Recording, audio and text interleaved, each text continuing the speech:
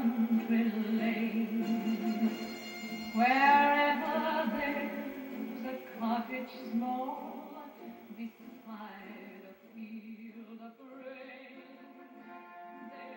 I was fortunate. My mother sent me an allowance every week. She sent me a postal order for a shilling, and in that time it was 12 pence, 15 cents roughly. Doesn't sound like a whole lot, right? 15. What do you do with 15 cents?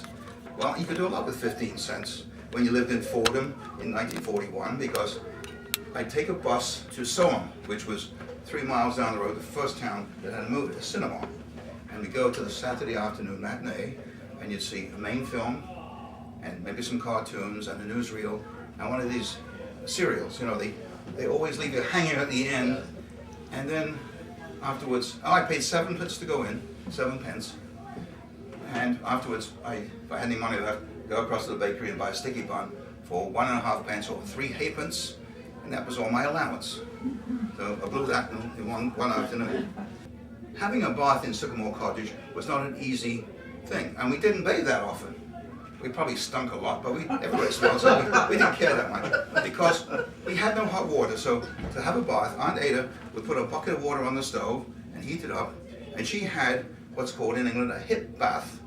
She'd fill it up with water, and I'd take a bath, and I'd go up to bed, and Aunt Ada would take a bath. But we didn't do it all that often because it wasn't that simple. So we probably did smell, but everybody else smelled, so who cares?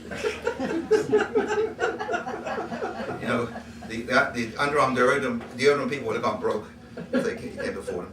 All food except vegetables and bread was rationed during the war. And at the end of the war, bread was rationed also. But people who lived in the country were in better condition because they could keep chickens and grow their own vegetables. Rationing was strict. And at one period in the war, the egg ration was 1 egg per person per month. My mother used to come and see me whenever she could, and she'd bring a suitcase, and she'd go around to some of the farmers and buy eggs, which was strictly illegal. She was terrified that on the way home she'd get stopped by the police and say, "What you got?" And she's got 2 dozen eggs, and she'd be, you know, a black marketeer, and she'd be in trouble. She wasn't a black marketeer, they were for our family, and she never was caught, so that was okay. In 1940, all the signposts at the crossroads were taken down to confuse the Germans, like they didn't know where they were if they landed, right? They took down all the signs from the train stations. So when you're going along on the train, the conductor would come around, you know, next stop so-and-so, get out, because they were trying to confuse the Germans. I think they confused the English more than the Germans.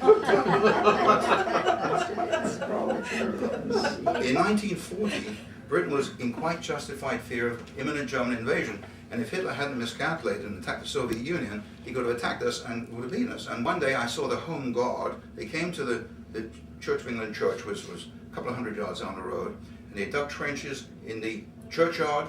Cat a corner was a cemetery. They dug trenches in the cemetery, and on these 2 corners also. So in case it was a strategic crossroads, I guess, in case we were invaded, which we expected, and they left an old car by the side of the road and a barbed wire barricade for a roadblock. Unfortunately, we were never invaded, but that car and that roadblock stayed there for the rest of the war, by the side of the road. Last time we were there, it was gone. Because of the food rationing, and everybody had ration books, you had to register with a particular grocer. And Aunt Ada registered with Mr. William Vorza Bloom.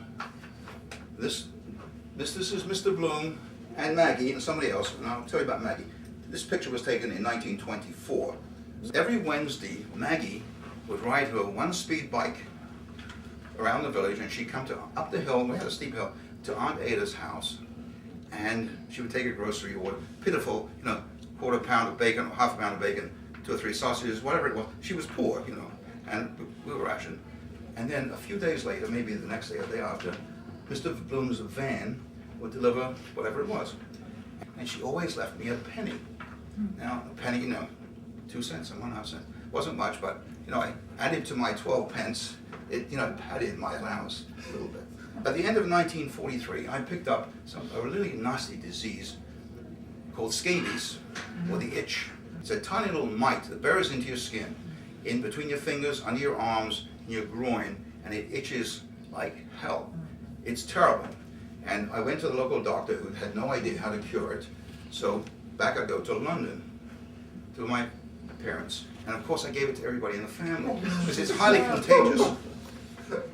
It's highly contagious. You know, if you dry yourself on a towel, and then somebody else uses the same towel, they get it. So imagine my embarrassment. I had to go to a public cleansing station to be cleaned. This was a large place with bathtubs in it, with no partitions, and there was, I don't know how many bathtubs there were in this room because I was 10 at this time, but I was scrubbed with this foul-smelling yellow soap by this dragon of a nurse. And I was, can you imagine, a 10-year-old kid being scrubbed, naked of course, by this strange woman multiple times. Several weeks I had to go, and the family had to go, but you know, they were able to do it themselves. They didn't have the dragon cleaning them. So I got rid of that. After I came home, I always kept in touch with my dear Aunt Ada. I exchanged postcards and Christmas cards, birthday cards, and I went to see her several times. Even as I said, when I came to America, I stayed in touch with her. Well, how old did she get to be? She was about 85 when she died. So I came to this country in 1956. Actually, I came for 6 months in 1956. I got married to my first wife, Sally, in 1967, and our daughter Ellen was born in 1969. In 1982, Sally committed suicide, and I was left to raise Ellen by myself. The following year, Ellen was going to go to camp, and I said, let's go to England. I haven't been back to England in 17 years, and I want to show you my roots, which I get a little gray here and there, but, and my friends, and I still have family in England. So, that's what we did. And I wanted to see Maggie. Now, Maggie, I hadn't seen Maggie in 40-some years. I didn't know if she was still alive. But I wrote to Miss Maggie Blythe, Fordham, near Ely, Cambridgeshire. You have to tell them where it's near, because that's how small this place is. And she was still alive, and because everybody knows everybody, and the letter found her, and she wrote back to me. She'd be thrilled to see me. So, okay, Ellen, we're going to England. So we fly to London, I meet the family, my friends, we have this terrific reunion. And I learned to drive here in this country. I'm not about to drive 70-some miles on the wrong side of the road from London to Cambridge. I was terrified. So we got a train to Cambridge, and I got a Hertz car from the local Hertz place, and we meandered, I think, 18, 16 miles, what it is, through the beautiful countryside and narrow roads. And I took Ellen to Fordham, and I said, this is Sycamore Cottage that you've heard about. This is Victoria Hall. This is the recreation field. These are the swings. These are the roundabouts. We had a pub lunch, and then we went looking for Maggie. And Maggie was living in a senior citizen, an old age pensioners, that's what they call it, old age pensioners quarters.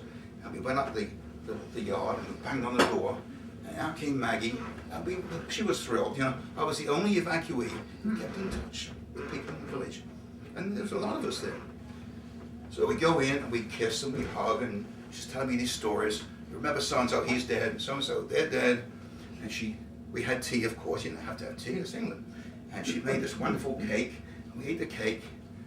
And we were talking, and she loved Ellen. She talks funny, you know, she has this funny American way of speaking. You know how funny the Americans talk. And she loved it. Maggie was enthralled. And we had a grand time. And I said, whoops, I gotta get back, it hurts. Otherwise they're gonna charge me for another day. Oh, she showed me her bicycle. This is Maggie on her bicycle. This was in 1979. Maggie on her bicycle. The same bicycle. She refurbished it. It was the same bicycle she'd come up to our house with, but she bought a new saddle and a new basket in the meantime. You know? So we talked and we talked and we hugged and we kissed. And time to go. And when we went out the door, she gave me this penny. Thank you. That's the penny that Maggie gave me.